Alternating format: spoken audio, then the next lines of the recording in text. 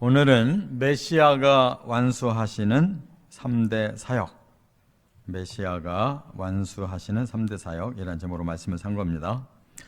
이제 오늘로써 메시아에 대한 그 계시 8편의 시편을 이제 마감하게 됩니다. 그리고 이제 시편이 남아있는 것이 크게 두 가지가 있는데, 하나는 솔로몬의 시편이 있어요. 두 편이 남아있고, 나머지는 이제 포로 시대 이후, 말하자면 유다 나라가 바벨론에게 망했다가 다시 70년 후에 돌아옵니다. 포로 시대를 마친 후에 만들어진 시편, 그것이 남아 있어요. 지금 시편의 150편 중에서 이제 한 5분의 4는 한 셈이 됩니다. 오늘은 메시아의 사역이 이제 세 가지, 3대 사역이 있다는 거예요. 그것을 메시아는 완수하신다 하는 겁니다. 오늘 본문도 이 다윗이 썼어요. 다윗이 썼는데, 이 다윗이 메시아를 알아보고 여기서 표현한 단어가 1절에 나오는데요. 여호와께서 내 주에게 말씀하시기를 그랬어요. 그러니까 지금 다윗은 두 분을 높이고 있어요. 여호와께서 여호와를 높이고, 또 내 주께 또 다른 높이는 자가 있어요. 그건 누구겠어요? 바로 하나님 다음으로 메시아예요. 그래서 다윗은 자신이 두 분을 지금 높이면서 그 메시아의 사역을 이렇게 하나님 계시한 걸 그가 여기다 쓴 건데, 이 말씀을 가지고 예수님이 바리새인들을 입을 막게 하신 말씀이 바로 요거예요. 너희는 메시아가 다윗의 자손으로 온다는 것까지는 아는데, 다윗의 자손이라면 다윗이 훨씬 더 높은 중시조인데 어떻게 자손 보고 이렇게 주께서라고 높일 수가 있냐. 그러니까 말을 못하는 거예요. 그러니까 여기에서의 큰 차이는 뭐냐. 왜 다윗은 자기 자손을 주라고 높였느냐. 본체가 사람이 아니에요. 다윗의 DNA를 타고난 사람이 아니라고요. 다윗의 자손으로 오신 메시아는 본래 하나님이셔요. 다윗의 자손의 명분을 가지고 오셨고, 다윗의 자손 중에 한 여자 마리아의 배만 빌려서 오신 거예요. 그렇기 때문에 이거를 제대로 깨닫지 못하는 사람들은 구원을 못 받습니다. 그래서 다시 오실 이 메시아가 이제 다시 태어나는 게 아니에요. 올라가신 그대로 내려오시는데, 많은 이단은 다시 태어나는 메시아가 온다는 거예요. 지금 이스라엘 사람들은 그 메시아를 기다리고 있어요. 사람 중에 탁월한 메시아가 나타날 거다. 이미 2000년 전에 나타나셨어요. 이렇게 메시아론에 대해서 무지하기 때문에 세상 사람들이 뭔가를 기대하기는 하는데 분명한 메시아를 몰라요. 그래서 우리는 이 메시아가 오셔서 세 가지 사역을 완수하심으로써 우리가 구원받고 영원한 생명을 얻는다는 것을 확실하게 깨닫는 시간 되시기 바랍니다. 첫째, 1절부터 3절까지 보면 왕의 사역이에요. 왕의 사역. 여기 1절에 보니까 여호와께서 내 주에게 말씀하시기를 내가 네 원수들로 네 발판이 되게 하기까지 너는 내 오른쪽에 앉아 있으라 하셨도다. 그러니까 하나님이 메시아 보고 너는 내 오른편에 앉아 있으라 그랬는데, 왜냐? 앞으로 원수를 네 발바닥에, 말하자면 정복을 굴복시킬 때까지, 이런 뜻이에요. 그러면 이 말씀이 어떻게 이루어졌느냐? 예수님이 십자가에 죽으시고 부활하시고 승천하셔서 지금 이 성경 구절이 이루어지기를 바라고 하나님 우편에 계신 거예요. 이 땅에 이제 아직도 사탄이 득실거리고 그 악의 세력들이 이 지구의 권세를 쥐고 흔들고 있기 때문에 아직 이 말씀이 안 이루어졌지만 이 원수를 굴복시킬 왕으로 메시아가 이제 마지막에 다시 오실 거예요. 그때 이제 완전히 정복하게 된다는 것입니다. 그런데 2절에 보니까 시온에서 주의 권능의 귤을 주셨다 그렇게 말씀했어요. 그러니까 지금 계시는 곳은 시온이에요. 하늘나라. 그리고 이미 하나님은 그를 이제 왕으로 주의 권능의 귤을 주셨다는 거예요. 주셔서 보내신다는 거예요.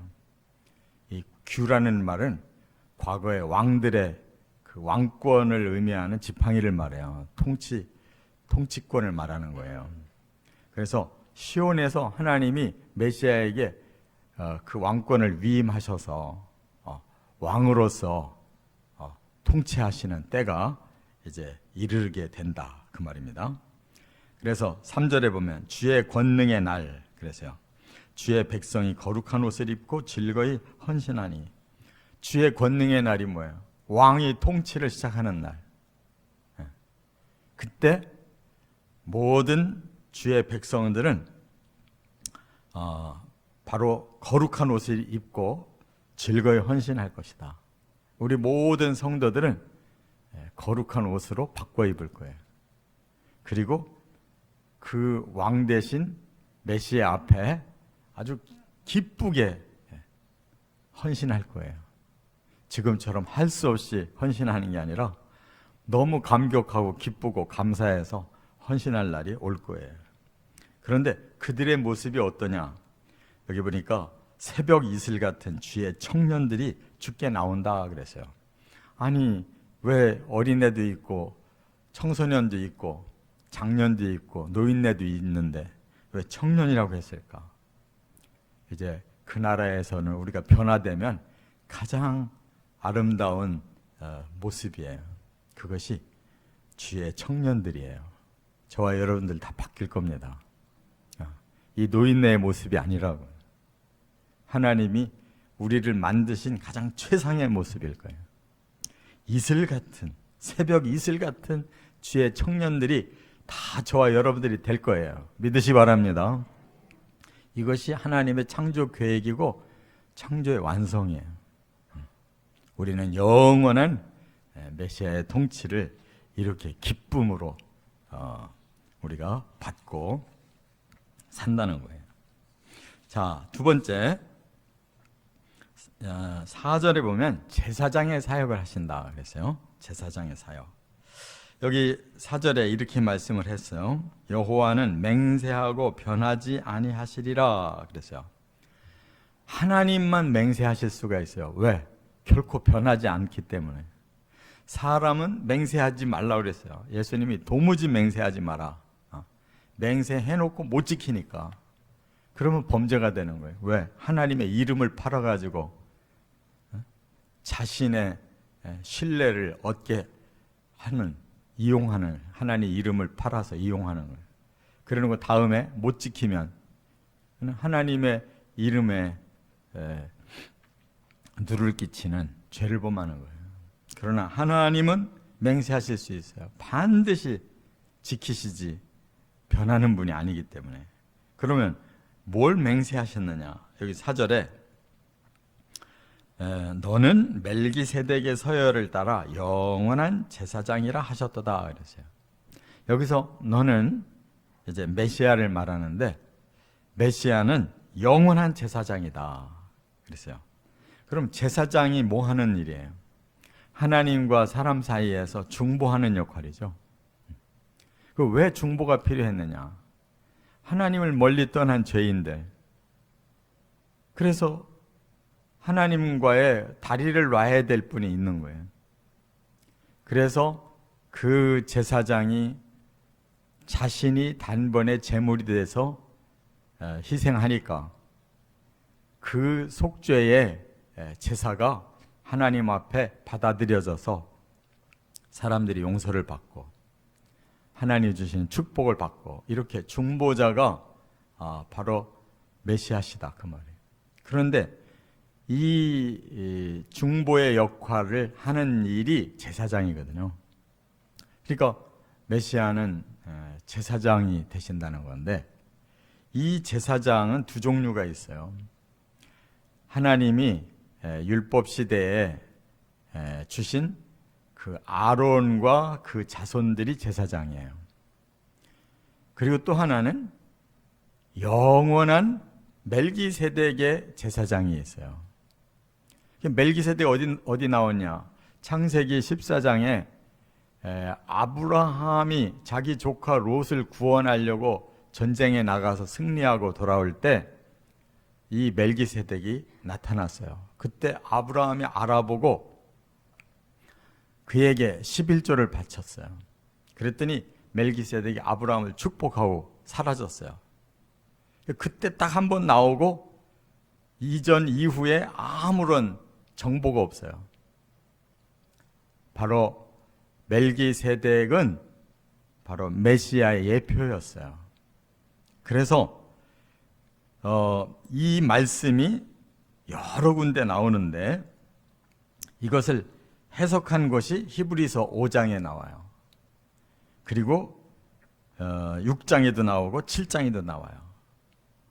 그래서 히브리서는 아주 구약의 중요한 그 핵심 비밀을 푸는 구약과 신약을 연결해주는 아주 중요한 말씀이 히브리서에 있어요. 그래서 그 멜기세덱이 바로 메시아였다.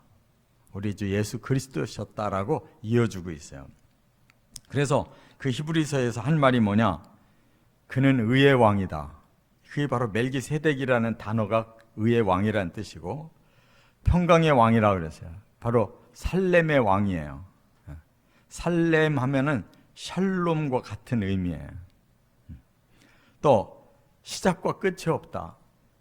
한순간에 나타났다가 한순간에 사라지고 그 후에는 아무런 멜기세덱의 역할이 없어요. 그가 바로 메시아셨다. 메시아는 시작도 없고 끝도 없는 영원하신 하나님이에요. 또 메시아는 아브라함을 축복했었다. 나중에 제사장이 된 아브라함의 후손 그 아론이 아브라함의 그 씨에 있을 때 이미 멜기세덱은 아브라함을 축복했다. 그 말은 아론 제사장까지도 축복한 분이 메시아다. 그러니까 그 아론의 제사장과는 차원이 다른 영원한 제사장. 이렇게 그 설명을 했고 바로 자신이 흠없는 제물이 돼서 단번에 속죄의 제물로 드림으로 하나님 앞에서 우리를 구원하고 영원한 제사장이 되셨다. 이렇게 히브리서에 설명했잖아요. 그러니까 예수님은 이 사역을 이미 땅에서 완수해내셨고 지금도 우리를 위해 중보하고 계시다고 그랬잖아요. 이 제사장의 사역을 지금도 수행하고 계신 줄 믿습니다. 그래서 우리가 예수님의 이름으로 기도하는 거예요. 제사장의 이름을 통해서 하나님께 기도하는 거라고. 제사장이 예수이기 때문에 예수의 이름을 통해서 하나님께 기도해야 기도가 되는 거예요. 끝으로 세 번째, 5절부터 7절까지는 선지자의 사역이에요. 지금 여기에 여기 5절에 보면 이제 주의 오른쪽에 계신 주께서 그의 노하시는 날에 왕들을 쳐서 깨뜨리실 것이라 이렇게 말씀을 했는데 이게 무슨 뜻인가 하면 반드시 심판의 날이 있다는 거예요. 이 땅의 왕들이 아무리 뭐 이 세상을 정복하고 모든 걸 다 하는 것 같아도 위에서 하나님이 메시아를 통해서 행하실 일이 남아 있다는 거예요. 그게 심판이에요. 근데 왜 선지자의 사역이냐? 바로 선지자는 이 선민들의 그 후반 시대에 와서 하나님의 말씀을 가지고 그들을 심판하고 있어요. 선지자가 군대를 동원하는 게 아니에요. 메시아는 그럴 필요가 없어요. 당신의 말씀으로 심판하시는 거예요. 어디 그렇게 되어 있느냐? 계시록에 보시면 계시록 19장에 이제 마지막에 그 예수 그리스도가 오셔서 하시는 일이 계시록 19장 11절부터 16절에 나와요. 이게 메시아의 심판인데, 백마를 탄 자이고 충신과 진실이라는 그 이름을 가지고 오시는데, 그분은 공의로 심판하신다 그랬고, 피 뿌린 옷을 입고 그의 이름은 하나님의 말씀이다라고 쓰여져 있다는 거예요. 그리고 입에서 예리한 검이 나와서 만국을 치고 철장으로 다스리고 맹렬한 진노의 포도주 틀을 밟는다, 이렇게 말씀했어요. 그럼 여기 어떤 무기를 가지고 심판하시느냐?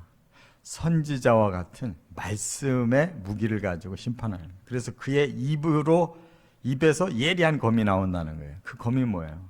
심판의 말씀을 말하는 거예요.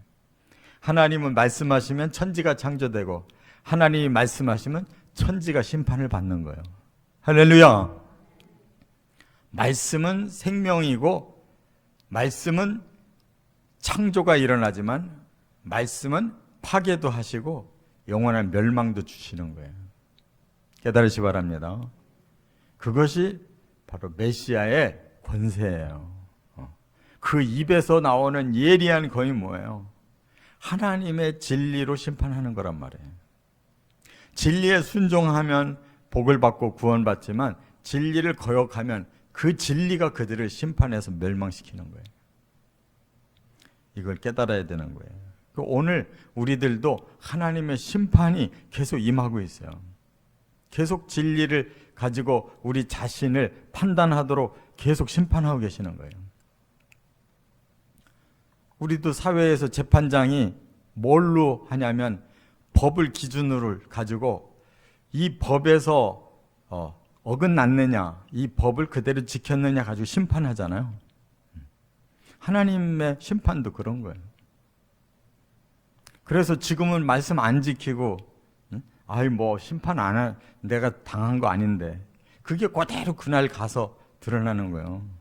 지금 하나님의 말씀의 심판을, 재판을 지금 우리가 받고 있는데, 그걸 계속 거역하면 지금은 아무 일이 안 일어나는 것 같은데, 그 D-Day 때 그 법을 어긋나서 판결받은 것이 그대로 우리들에게 적용되는 거라고. 말씀으로 적용받는 거예요. 그 말씀대로 양과 염소로 갈라지는 거예요. 영생과 영벌로 갈라지는 거라고. 그걸 우리는 속일 수가 없어요. 위장하고 들어가서, 하나님, 저는 예수의 이 피 묻은 옷을 입고 들어왔습니다. 너의 행위는 어땠느냐? 거기에 책들에 다 기록이 돼 있다고 그랬죠. 지금 우리가 살면서 하나님 앞에 판단받은 그 결과가 다 거기에 나오는 거라니까. 말씀이 심판하는 것입니다. 깨달으시 바랍니다. 그래서 말씀을 우리가 이렇게 받고 있는 거예요. 오늘 우리는 우리 마음에 심판을 받고 있는 거예요. 그거 어떻게 해야 되겠어요? 바로 돌이켜야지. 그리고 회개하고 인정하고 그것을 다시 범죄하지 않도록 우리 자신이 최선을 다해야지. 그 진리를 붙들고 성령께 도움을 청해서 점점 성화가 돼야지. 하나도 변하지 않고 이쪽 길로 들은 저쪽 길로 흘러갔다. 우리는 흘러서 없는데 우리의 마음과 행위는 그대로 하나님의 책에 기록된다는 거예요. 그게 말씀의 심판이라는 것입니다. 꼭 깨달으시기 바랍니다. 그래서 여기 5절에 그랬잖아요. 그의 노하시는 날에 왕들을 쳐서 깨뜨리신다. 왜 왕들이 뭐가 어떻길래 쳐서 깨뜨리시냐? 그들의 행위가 다 하나님 앞에 나와 있기 때문에. 그 기준을 가지고 끝내 메시아는 그것을 시행하시는 날이 온다는 거예요. 이처럼 메시아는 세 가지의 사역이 있어요.